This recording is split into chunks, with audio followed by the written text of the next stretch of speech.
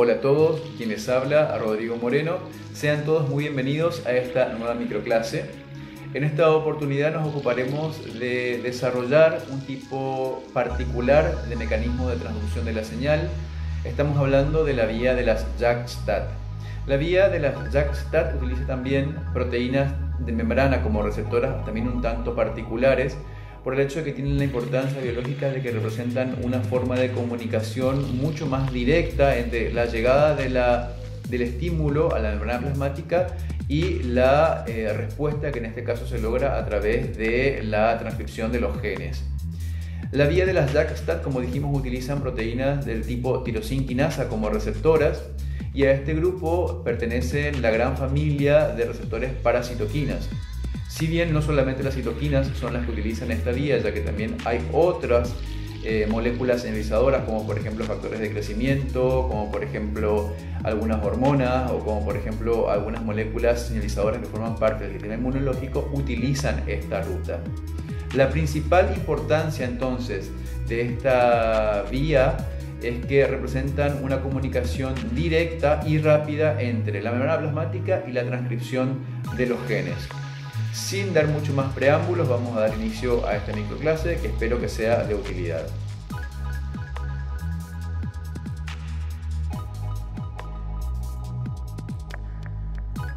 Al finalizar esta clase, deberíamos ser capaces de diferenciar un receptor tirosinquinasa con actividad catalítica intrínseca de un receptor asociado a tirosinquinasa JAK-STAT.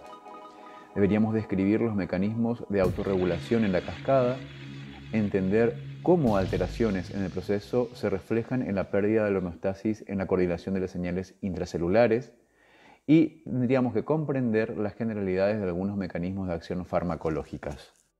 Iniciaremos recordando cómo los receptores tirosinquinasa son receptores transmembrana, los cuales tienen un dominio de unión al ligando en la cara citoplasmática, un dominio transmembrana y uno intracelular con actividad quinasa de tirosina, que se activa por fosforilación. En esta ocasión hablaremos de un tipo especial de receptores tirosinquinasas, pero con actividad extrínseca, los receptores JAK-STAT. Son muchos los ligandos que activan la vía de las JAK-STAT, como por ejemplo los interferones, las interleuquinas, la hormona de crecimiento, leptina, prolactina, la eritropoyetina, la trombopoyetina, entre otros. Más adelante veremos cómo estos ligandos se encargarán de estimular la expresión génica. A continuación señalaremos generalidades de su estructura y mecanismo de acción. Los JAK-STAT corresponden a un subtipo de receptores de tirosinquinasa que poseen características distintivas. Carecen de actividad enzimática intrínseca, es decir, no tienen la capacidad de autofosforilarse al momento en que se unen su ligando, ya que carecen de la actividad tirosinquinasa. Y es por eso que estas proteínas necesitan asociarse con otras proteínas con dicha actividad, o sea, con las JAK.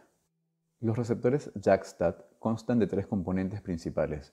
El primero de ellos es el receptor, que como ya se mencionó, debe poseer un dominio extracelular de unión al ligando que induce su dimerización, y un dominio citosólico, que es el que posee sitios de unión a las proteínas JAK. Las proteínas JAK son conocidas así por la abreviación de su nombre quinasas Janus o Just Another Kinase.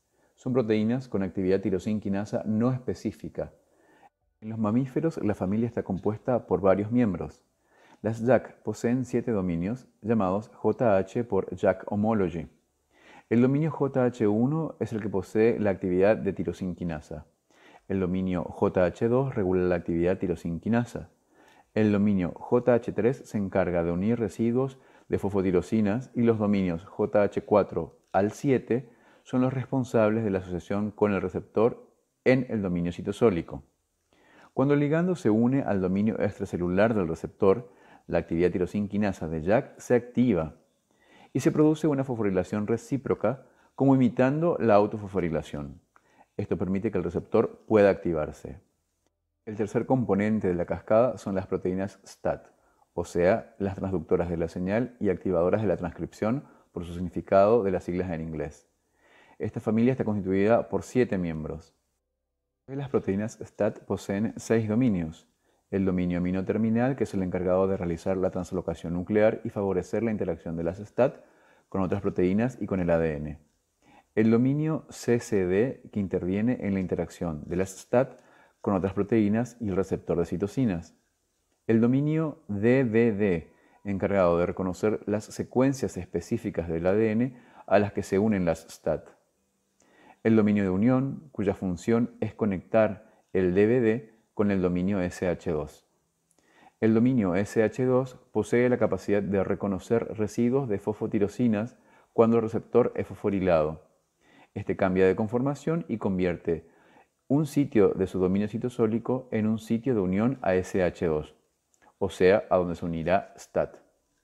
Por lo tanto, STAT deberá tener un dominio SH2 para poder unirse y ser fosforilado, y por último, el dominio TAT, que es el encargado de regular la transcripción. En las no estimuladas, las proteínas STAT se encuentran inactivas en el citosol. Cuando JAK activa al receptor, las STAT se unen a través de sus dominios SH2 a los residuos de fosfotirosinas en el receptor. Sin embargo, una vez fosforiladas las proteínas STAT se dimerizan a través de sus dominios SH2, cambiando así a una conformación activa que le permite translocarse al núcleo donde activan la transcripción de los genes diana. Recordemos que el gen posee una región promotora y es aquí donde se unirá el ARN polimerasa para la síntesis del ARN. La región promotora contiene la caja TATA, al igual que una secuencia de 35 nucleótidos.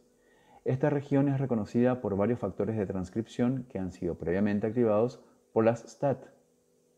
Luego, la ARN polimerasa reconoce estos factores y por intermedio de ellos se une a esta región. La ARN polimerasa se une a la base +1 y luego el factor sigma es liberado cuando se inicia la transcripción del ARN mensajero.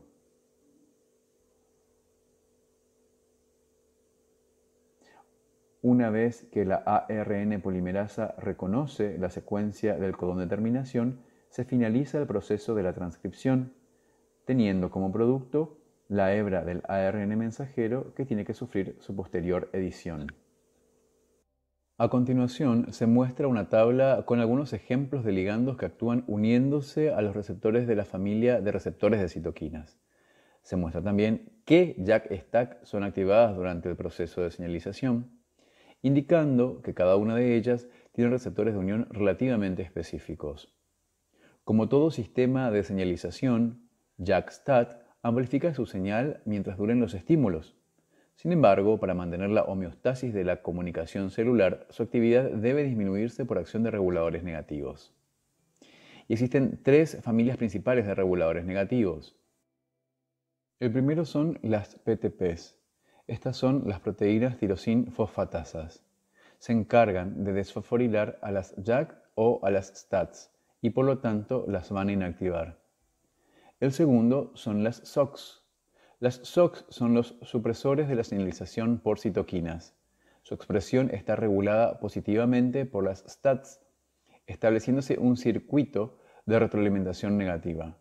Las SOX regulan negativamente la vía de las JAK-STAT a través de tres mecanismos. El primero es cuando las SOX se unen por medio de su dominio SH2 al receptor de citoquinas, impidiendo el acceso de las STAT. El segundo corresponde cuando las SOX son capaces de unirse a los residuos de fosfotirosinas de JAK, impidiendo la actividad quinasa de esta.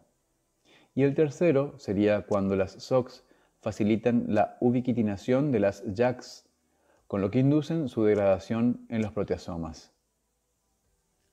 La tercera familia de los reguladores negativos son las PIAs, que son las proteínas inhibidoras de las STAT activadas. Estas se unen a los dímeros de STAT activos y bloquean su unión al ADN, evitando que se lleve a cabo la transcripción. Existen algunas alteraciones en la regulación de la vía de señalización JAK-STAT que están asociadas a varias enfermedades humanas. Esta vía regula numerosos aspectos críticos del crecimiento, la diferenciación y la supervivencia celular. Por ello, las alteraciones en la regulación de esta vía es frecuente en la aparición de tumores causados por mutaciones en los genes que codifican componentes de esta ruta. Se generan entonces proteínas que carecen de la función de frenado de la división celular. Por ejemplo, al sobreestimular algunos genes se altera la apoptosis, el ciclo celular o pueden promover el crecimiento y la división celular. La división ilimitada de las células interfiere finalmente con la función fisiológica normal. Muchos de los genes dañados, es decir, los oncogenes, codifican proteínas que actúan en estas vías de señalización. Por tanto, la inhibición de las proteínas tirosinquinasas en estas vías tiene alto valor en el tratamiento de enfermedades como el cáncer de mama, en la cual se puede, por ejemplo, evitar la formación incrementada de tirosinquinasas como producto de mutaciones del gen ER2. Asimismo, los tratamientos pueden ayudar a evitar la angiogénesis al inhibir el receptor del factor de crecimiento derivado del endotelio vascular, lo que permite dejar al tumor sin nutrientes y evitando así su crecimiento. Existen algunos tratamientos del cáncer a través de inhibidores de proteinquinasas. Muchos oncogenes y genes supresores de tumores mutantes codifican proteínas con función tirosinquinasa o proteínas que actúan con anterioridad a las proteínas quinasas. Primero, los inhibidores más sencillos de las proteínas quinasas son análogos del ATP, que ocupan el sitio de unión al ATP, pero que no pueden actuar como dadores de grupo fosforilo. Por lo tanto, así evitaríamos la activación de proteínas tirosinquinasas. Sin embargo, su uso clínico se ve limitado por su falta de selectividad, ya que inhibe a todas las proteínas tirosinquinasas, lo cual provoca efectos no deseados. Por lo tanto, otras estrategias y de mayor especificidad se basan en el hecho de que, a pesar de que todas las proteínas tirosinquinasas sean similares en su conformación activa, no lo son así en su conformación inactiva. Por lo tanto, se utilizan medicamentos que se dirigen hacia dicha conformación, evitando su transformación hacia la forma activa. El uso de algunos anticuerpos que presentan gran especificidad permiten eliminar la actividad quinasa del receptor al impedir la dimerización. Con esto evitaríamos la iniciación de la cascada. Y otros anticuerpos se están siendo diseñados con la capacidad de eliminar a los receptores de la superficie celular, por lo tanto, ningún ligando sería capaz de iniciar la cascada. Y de esta manera hemos hecho una rápida revisión de los aspectos más importantes del mecanismo de transducción de la señal mediante las JAK-STAT. Espero que haya sido del agrado de ustedes y que les haya sido útil y nos vemos en la próxima microclase. Hasta luego.